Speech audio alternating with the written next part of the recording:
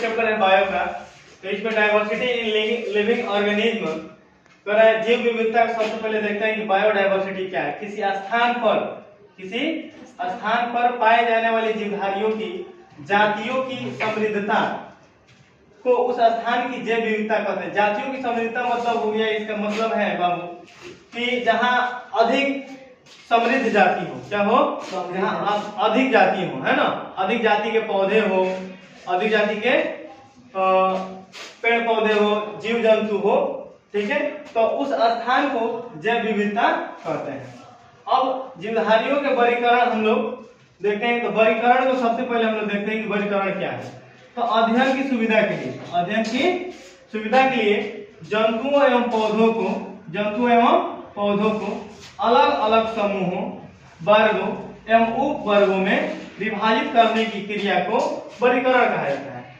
ठीक है, अब देखिए बाबू, बहुत सारा ऐसा पौधा है जैसे एंजियोस्पर्म, जिम्नोस्पर्म, ठीक, नग्न बीजी पौधा, आवृत बीजी पौधा, ठीक है, सत्य फल, असत्य फल, इस सबको अलग अलग वर्गों में क्या किया गया है, बांटा गया है। जैसे जीवों को भी बांटा गया है, मैग्निफेरा सॉरी, जैसे कि हम बोल सकते हैं ये वंश, जाति, इस तरह से धीरे धीरे करके उसको जीवों में भी क्या किया गया है, बांटा गया है।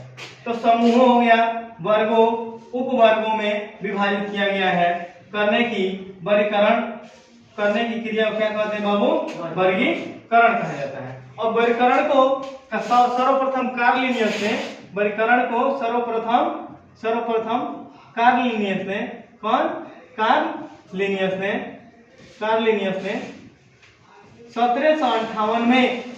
1758 ईस्वी में उन्होंने क्या किया, जीवधारियों को अध्ययन की सुविधा के लिए दो भागों में बांट दिया। ठीक है, दो भागों में बांटा।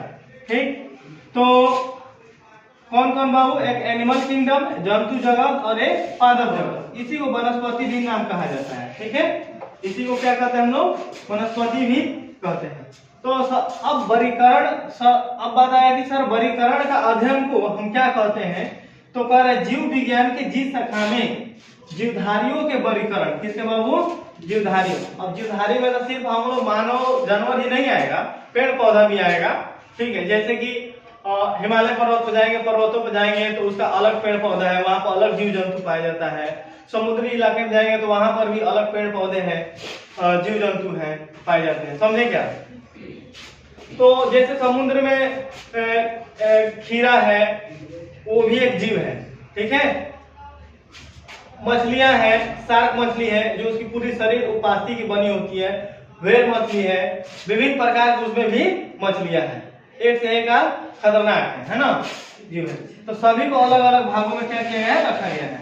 तो जीवधारियों के वर्गीकरण के संबंध में अध्ययन किया जाता है, उसे टैक्सोनॉमी यानी वर्गीकी कहते हैं। क्या कहते हैं, वर्गीकी कहते हैं। बात समझ में आया।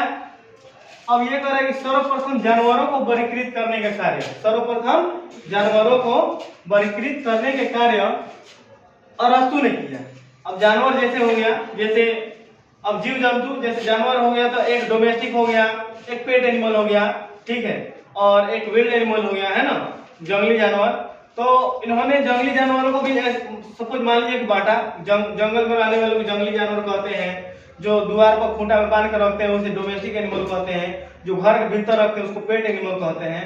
समझे, पेट एनिमल मतलब कि जैसे कि अब ऐसा एनिमल मतलब कि अब जानवर ही मत समझ लेना, जैसे बिल्ली हो गई, ठीक है, कुत्ता हो गया, ये सब घर में रहने वाला है। ये सब चूहा हो गया, रैबिट, खरगोश हो गया, ये सब क्या है, घर में रहने वाला है। तो इसको हम लोग क्या बोलते हैं, पेट एनिमल। तोता हो गया, है ना, उसको भी हम लोग क्या रखते हैं, घर में रखते हैं, तो इसको पेट यानी घर में पालते हैं। और जिसको हम खूंटा में बांध के रखते हैं, कहाँ, खूंटा में, द्वार पर, ठीक है, तो उसको हम क्या कहते हैं बाबू, हाँ, डोमेस्टिक एनिमल। ठीक है, जैसे गाय हो गया, घोड़ा हो गया, ये सब क्या है, डोमेस्टिक एनिमल के अंतर्गत आता है। बकरी हो गई, अब घर में नहीं रखिएगा। ठीक, तो सर्वप्रथम जानवरों को वर्गीकरण करने के कार्य अरस्तु ने किया, इसलिए अरस्तु को फादर ऑफ क्लासिफिकेशन कहा जाता है। इसलिए क्या कहा जाता है बाबू, अरस्तु को फादर ऑफ क्लासिफिकेशन कहा जाता है। तो कहिए सर इधर कार्ल लिनियस भी बांटा है, कार्ल लिनियस भी बांटा है, तो इनको modern classification of living beings कहा जाता है। क्या कहा जाता है? Modern classification, father of modern classification इनको कह सकते हैं। किनको? कार्ल लिनियस को। किनको? कार्ल लिनियस को फादर ऑफ मॉडर्न क्लासिफिकेशन कह सकते हैं। ठीक है, अब बात समझ में आया आपको? ठीक है।